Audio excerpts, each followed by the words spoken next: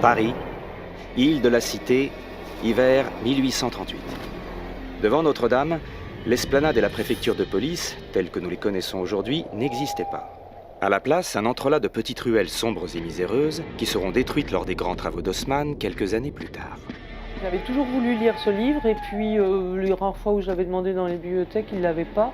Et un été, il y a plus de 10 ans, je l'ai demandé à la bibliothèque de Clignancourt et là j'avais un peu plus de temps, ils sont allés me la chercher en réserve. Et ça a été ma chance parce qu'ils avaient une vieille édition, une édition de 1980 qui était une reproduction d'une des éditions originales, l'édition de Charles Gosselin, avec toutes les gravures. Alors elle était en 4 tomes, c'était marrant, il y avait encore... elle n'était pas sortie depuis 10 ans, il y avait encore la petite fiche avec les petits tampons, avec la date où on devait les ramener. Et ça m'a passionnée. Vraiment, j'ai été soufflée de l'inventivité du récit. L'auteur s'excuse d'abandonner Fleur de Marie dans une situation si critique, mais les exigences de ce récit multiple le forcent de passer d'un personnage à l'autre pour faire progresser l'intérêt général de l'œuvre, si toutefois cette œuvre a de l'intérêt. C'est par ces mots qu'Eugène Sue démarre ce nouvel épisode dans lequel on va retrouver les princes, les marquises et les comtesses du livre.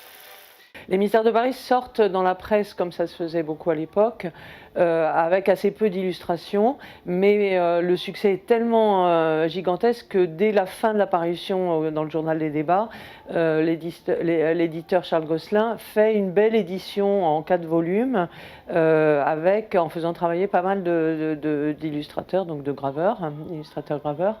Et d'emblée, ces gravures qu'il y avait donc dans cette édition Gallimard de 1980, qui est la dernière édition, qui est une des dernières éditions avec toutes les gravures de l'époque, d'emblée, je me suis dit, ah, c'est magnifique. Et alors là intervient Mathieu Dubois, qui est mon co-auteur, et je lui montre les gravures, et lui, il est graphiste, et je lui dis, est-ce que tu penses qu'on peut animer ça ?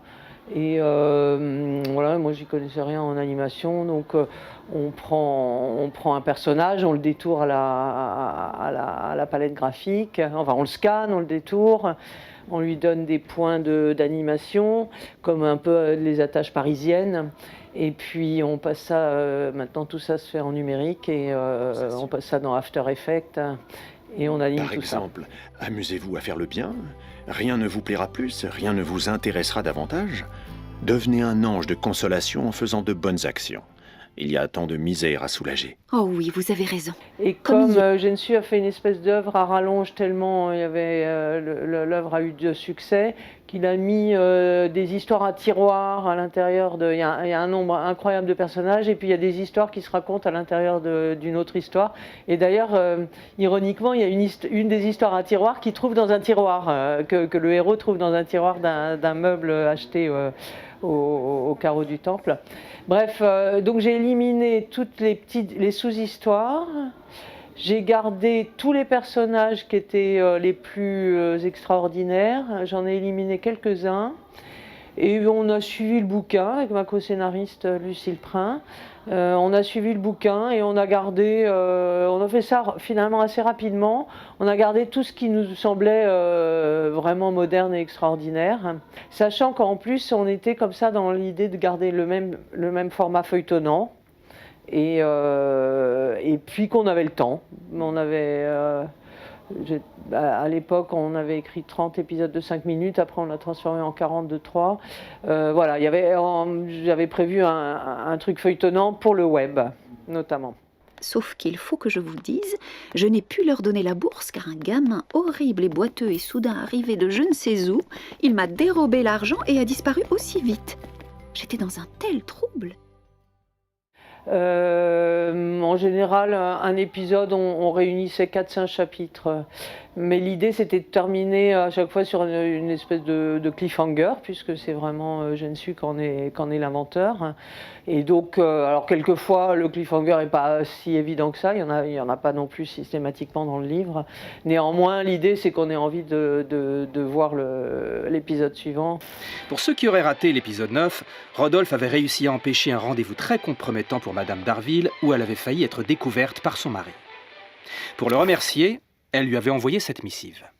Je vous dois plus que la vie. Je voudrais vous exprimer ma profonde reconnaissance. Alors avec ma co-scénariste, on a gardé tout ce qui nous avait beaucoup plu. Donc voilà, on a...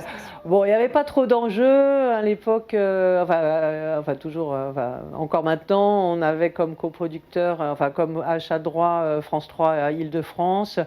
Voilà, on y allait avec toute notre sincérité et notre amour de l'œuvre, et on a gardé tous les personnages qui nous plaisaient, et puis tous ceux qui permettaient bien de décliner l'histoire, quand même, parce qu'on a été très fidèles à l'histoire. C'est même une des adaptations les plus fidèles qui existent, parce qu'il y a eu plusieurs autres adaptations pour le cinéma et pour la télé.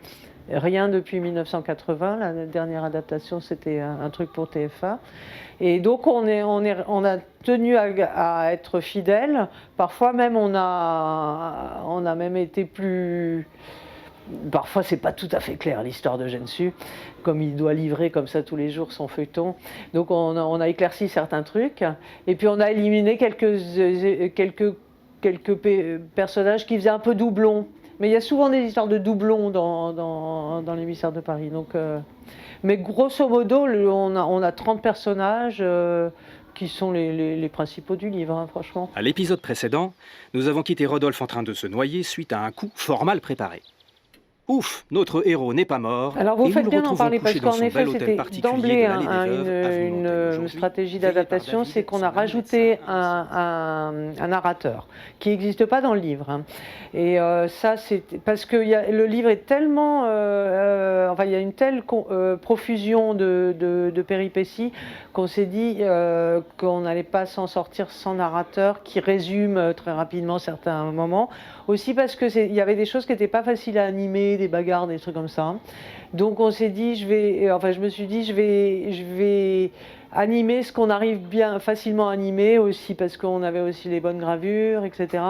Et donc la notion de narrateur s'est vite imposée. Enfin, c'était même avant qu'on commence à faire l'adaptation.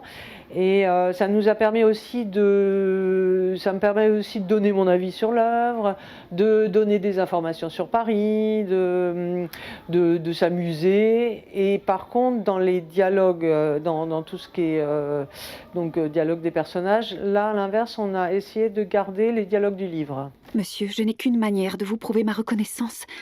C'est de vous faire un aveu qui vous fera trouver peut-être ma conduite moins coupable. Ma chère, ma position envers vous est très embarrassante. Comment ça, monseigneur? Votre mari est pour moi presque un frère. Et je vous avoue qu'il m'est pénible de l'entendre me demander pardon de m'avoir soupçonné. Savez-vous que vous avez sauvé mon honneur, mais aussi ma vie? Il était armé quand il m'a rejointe. Il voulait me tuer. Grand Dieu! Est-ce que les gens s'y reconnaissaient parce que c'était un roman social?